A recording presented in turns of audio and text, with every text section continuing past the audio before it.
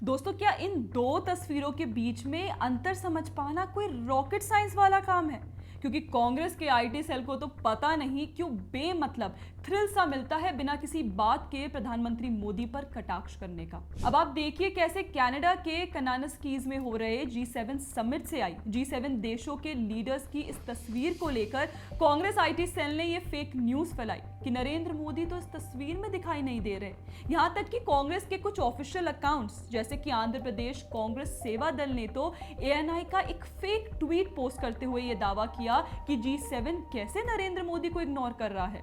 Spirit of Congress नाम से ये अकाउंट भी ये तस्वीर पोस्ट कर लिखता है कि G7 इग्नोर्ड मोदी। कांग्रेसी समर्थक अर्पित शर्मा भी ये सेम तस्वीर शेयर कर एक सरकास्टिक टोन में लिखते हैं कि proud to see PM Modi standing with the top leaders of the world. इसके अलावा सुरेंद्र राजपूत, आलोक शर्मा, मनीष सिंह और प्रियंका भारती जैसे कई कांग्रेसी समर्थक अकाउंट्स ने G7 लीडर्स की इस तस्वीर में PM मोदी की उपस्थिति को लेकर कल काफी सोशल मीडिया पर आउटरीच किया। पर हमारी कांग्रेसी आईटी सेल के बुद्धिमान वीरों, क्या आपको इतना भी समझ नहीं आता कि G7 ग्रुप 7 देशों का एक समूह है? Canada, France, Germany, Italy, Japan, United kingdom और USA। बाकी यूरोपियन यूनियन इसका एक नॉन इन्यूमरेटेड मेंबर है। तो जाहिर सी बात है कि फिर इन्हीं देशों के हेड्स मेन तस्वीर में रहकर अपनी उपस्थिति दिखाएंगे। और भारत के प्रधानमंत्री को तो खुद कनाडा के PM ने एज गेस्ट इनवाइट किया था। तो जाहिर सी बात है कि कल जब G7 देशों के हेड्स के साथ इनवाइटेड गेस्ट देशों की तस्वीर क्लिक हुई तो उसमें प्रधानमंत्री मोदी भी शामिल थे, जिसकी तस्वीर ये कांग्रेसी आईटी सेल हमारी स्क्रीन पर ध्यान से देख सकती है।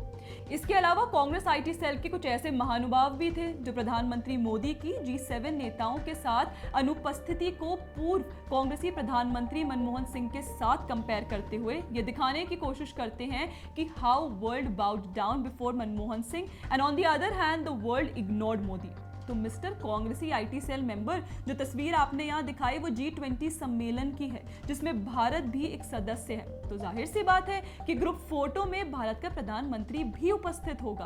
पर जैसे मैंने पहले भी कहा था कि भारत G7 ग्रुप का सदस्य नहीं है, तो इसलिए मेन तस्वीर में भारत के प्रधानमंत्री उपस्थित नहीं थे। तो आप लोग कृपया ओवर स्मार्ट बनकर बिना तथ्य या बैकग्राउंड चेक के सोशल मीडिया पर कुछ भी झूठे नैरेटिव ना फैलाएं। प्रधानमंत्री मोदी कैनेडियन PM के इनविटेशन पर G7 समिट के लिए कनाडा पहुंचे भी हैं और उसके साइडलाइंस पर वहां अन्य 12 देशों के लीडर से मुलाकात भी की।